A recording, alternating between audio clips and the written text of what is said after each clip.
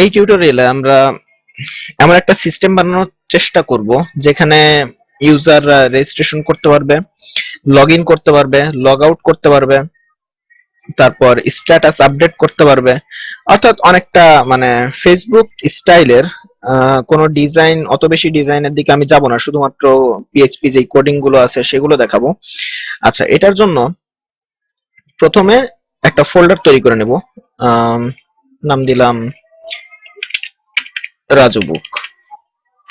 আচ্ছা, এই ফোল্ডারের মধ্যে আমরা একটা টেক্সট ফাইল তৈরি করব যার নাম দিলাম হচ্ছে index.php।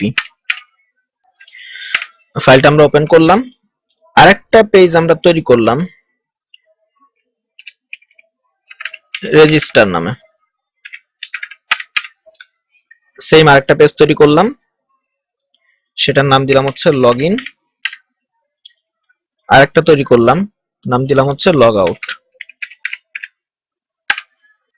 আরেকটা কথা বলে রাখি, এই টিউটোরিয়ালটা দেখতে হলে অবশ্যই পিএইচপি এবং মাইএসকিউএল এর যে বেসিক ধারণা, ডেটাবেস সম্পর্কে যে বেসিক ধারণা, সেটা কিন্তু অবশ্যই থাকতে হবে। আচ্ছা, প্রথমে আমরা register.php এইখানে আমরা একটা ফর্ম তৈরি করব, যেটা যখন কোন ইউজার রেজিস্ট্রেশন করতে চাবে তখন যেন সে সেই ফর্মটা দেখতে পারে। এরকম একটা আমরা ফর্ম তৈরি করব। সেজন্য আমরা প্রথমে HTML5 এর যে বেসিক মার্কআপ সেগুলো তৈরি করে নিলাম।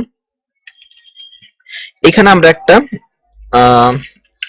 হেডিং দিলাম যে রেজিস্টার। এরপর আমরা একটা ফর্ম তৈরি করব। ফর্মের মধ্যে কি কি থাকতে পারে, যে ফার্স্ট নেম থাকতে পারে, বা আমরা এত কিছু তৈরি করলাম না, জাস্ট নেম থাকতে পারে, এবং নেমের পাশে একটা ইনপুট ফিল্ড আমরা তৈরি করলাম।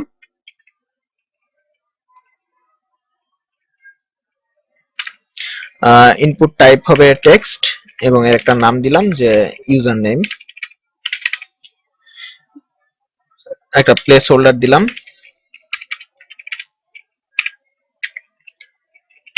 Enter user name. Place holder সম্পর্কে যারা জানি না, প্লেস হোল্ডারটা হচ্ছে, সাপোজ আমরা এখন প্লেস হোল্ডারটা দিলাম না, তাহলে কি হয় আমরা একটু দেখি।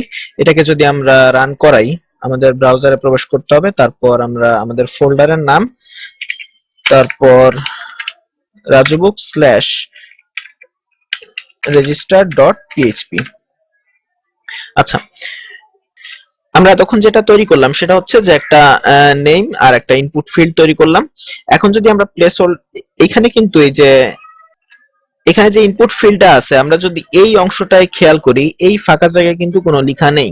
কিন্তু যদি আমরা এই প্লেস হোল্ডারটা দিয়ে দিই, place holder enter user name, এবার যদি আমরা এই পেজটাকে যদি রিলোড করি, এখানে একটা ডাবল কোটেশন হবে, এন্টার ইউজার নেম। হ্যাঁ, এখন এটাকে সেভ করব এবং যদি রিলোড করি, তাহলে আমরা দেখতে পারবো এই যে এখন এই যে ভিতরে এন্টার ইউজার নেম এই লেখাটা চলে আসছে। এটাই হচ্ছে প্লেস হোল্ডারের ব্যবহার। যাই হোক, এরপর আমরা একটা লাইন ব্রেক দিলাম। এরপর আমরা আর একটা ফিল্ড তৈরি করি, ইমেইল। এটাও একই রকমই। এইটুকু আমি কপি করলাম, কপি করে পেস্ট করলাম, এন্টার ইউজার নেমের জায়গায় দিলাম হচ্ছে ইমেইল, আর এটার নেম দিলাম ইমেইল। তারপর এই লাইনটা আবার আমি ডুপ্লিকেট করলাম। এরপর ইমেইলের এখানে দিয়ে দিলাম পাসওয়ার্ড, ইনপুট টাইপ হবে পাসওয়ার্ড, নেম দিলাম পাসওয়ার্ড, এবং প্লেস হোল্ডার দিলাম হচ্ছে এন্টার পাসওয়ার্ড। এবার আমরা একটু দেখে আসি, পেজটা রিলোড করলাম, তাহলে আমরা আমাদের তিনটা ফিল্ড দেখতে পারবো। এবার আমরা একটা বাটন তৈরি করি, ইনপুট টাইপ সাবমিট, ভ্যালু দিলাম রেজিস্টার। আচ্ছা, তাহলে আমরা আমাদের নেমের জন্য একটা ফিল্ড, ইমেইল, পাসওয়ার্ড ফিল্ড এবং রেজিস্টার বাটন তৈরি করলাম। এবার আমরা যেটা করব, ফর্মের যে অ্যাকশন আছে, এই অ্যাকশনে আমাদের এই ডাটাগুলো নিয়ে যেই পেজে প্রসেস করবে সেই পেজের নামটা দিতে হবে, এবং মেথড দিলাম আমরা পোস্ট। আমরা এই ডাটাগুলো পোস্ট মেথডের মাধ্যমে পাঠাবো। এবার আমরা এই সব কিছু প্রসেস করার জন্য একটা আলাদা ফোল্ডার তৈরি করি প্রসেস নামে। সব ডাটা আমরা এই ফোল্ডারের মধ্যে নিয়ে প্রসেস করব। এখানে একটা ফাইল তৈরি করলাম আমরা, ফাইলের নাম দেব আমরা register.php। এখন এই ফাইলের মধ্যে আমরা ডাটা এনে প্রসেস করব। তো আমাদের এই যে অ্যাকশন অর্থাৎ এই register.php এই ফাইলটা আমাদের আছে কোথায়? এই ফোল্ডারের মধ্যে। এই ফোল্ডার থেকে আমাদের প্রসেস ফোল্ডারে যেতে হবে, তারপর register.php এখানে আসতে হবে। তাহলে আমাদের যেটা করতে হবে, প্রসেস ফোল্ডারের নাম লিখলাম, একটা ফোর্থ স্ল্যাশ ইউজ করতে হবে ওই ফোল্ডারের মধ্যে যেতে, তারপর register.php অর্থাৎ এই সাবমিট বাটনে ক্লিক করার পরে এই ভ্যালুগুলো প্রসেস ফোল্ডারে যাবে এবং সেখানে যে register.php নামক ফাইলটা আছে সেখানে এই ভ্যালুগুলো চলে যাবে। আচ্ছা, আমরা একটু ফাইলটার নামটা চেঞ্জ করব, register process এই নামে আমরা দিলাম যাতে আমরা দুইটা ফাইলকে আলাদা করতে পারি। আচ্ছা, এখন আমরা ওই ফাইলটার নাম চেঞ্জ করে আসব। এই ফাইলটার নাম দিলাম হচ্ছে register process। আচ্ছা, এখন আমরা ফাইলটা ওপেন করব। সাবমিট করার পরে আমাদের কাছে এই ডাটাগুলো এখানে আসবে। আচ্ছা, আসার পরে কি কি কাজ হবে না হবে সেগুলো আমরা পরে দেখব। আপাতত আমরা রেজিস্টারের জন্য যে ফর্মটা সেটা আমরা তৈরি করলাম। একইভাবে আমরা লগইন ফর্ম তৈরি করব।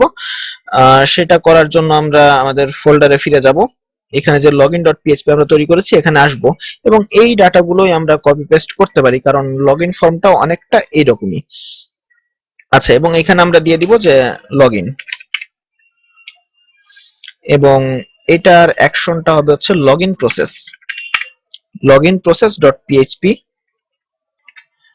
তারপর লগইন করতে গেলে ইউজার নেম লাগবে, এটা ঠিকই আছে। তারপর ইমেইল দরকার নেই, ইউজার নেম আর পাসওয়ার্ড দিলেই তাকে আমরা লগইন করার সুযোগ দেব।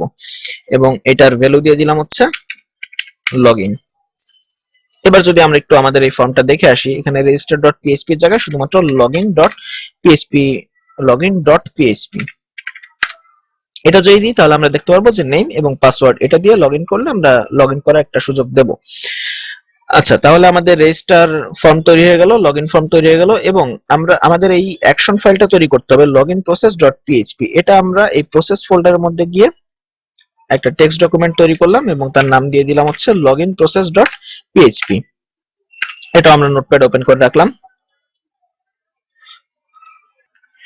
তো আজকের পার্ট 1 এই পর্যন্তই। সামনের পার্ট 2 তে আমরা দেখব কিভাবে যখন একটা ইউজার তার ইউজার নেম পাসওয়ার্ড এগুলো দিয়ে যখন রেজিস্টার করার চেষ্টা করবে তখন কিভাবে সে রেজিস্টার্ড হবে এবং কিভাবে লগ ইন লগ আউট হবে, এগুলো আমরা সামনের টিউটোরিয়ালগুলোতে ধাপে ধাপে দেখার চেষ্টা করব।